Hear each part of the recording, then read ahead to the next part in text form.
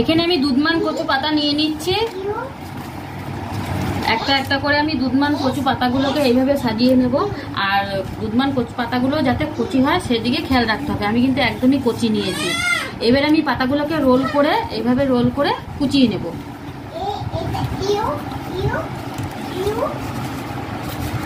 কুচিয়ে নেব।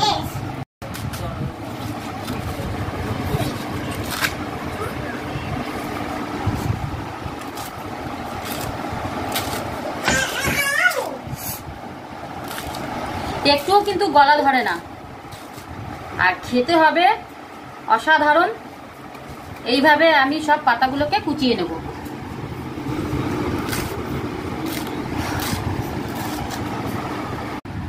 কচু পাতাগুলোকে আমি ঝিরিঝিরি করে কেটে নিয়েছি। এবারে আমি পরিষ্কার করে কচু পাতাগুলোকে ধুয়ে নেব।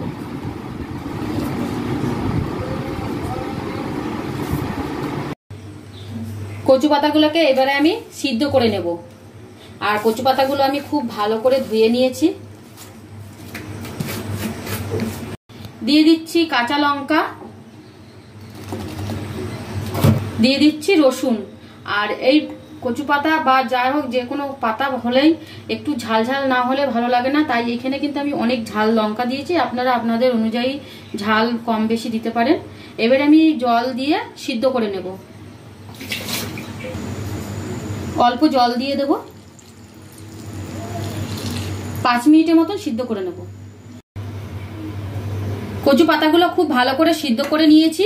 এবারে আমি হাত দিয়ে চিপে চিপে জলগুলোকে ভালো করে ঝরিয়ে নেব, যাতে একটুও জল না থাকে সেটা দেখতে হবে। এইভাবে চিপে নেব। এবার আমি একটা মিক্সিং জারের মধ্যে পাতাগুলোকে দিয়ে দেব। খুব ভালো করে আমি জলটা ঝরিয়ে নিয়েছি।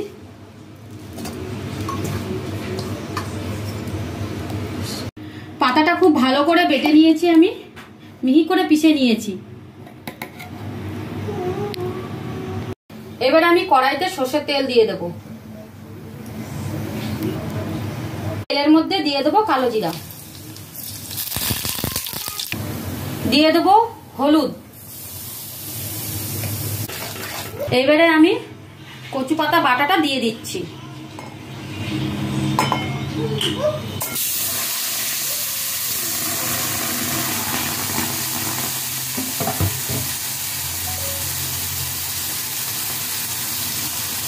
খুব ভালো করে তেলের সাথে মিশিয়ে নেব।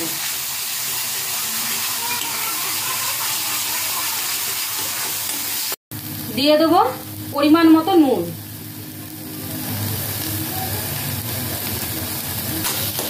খুব ভালো করে ভাজতে হবে। আর এই কচু পাতাটা যতক্ষণ না কড়াইতে লেগে আসে আর কচু পাতাটা ভাজতে ভাজতে একদম কালো হয়ে যাবে। খুবই একটা গরম ভাতের সঙ্গে খাওয়ার মুখরোচক জিনিস। রোজ রোজ একঘেয়েমি না খেয়ে যদি এরকম কচু পাতা বেটে যদি গরম গরম ভাতের সঙ্গে খাওয়া হয় তবে খুবই একটা মজার জিনিস। আর এই কচু পাতাটা কিন্তু দুধমান কচু পাতা। কচু পাতা কিন্তু ভাজা হয়ে গেছে। আর এই যে কালো কালো হয়ে এসেছে,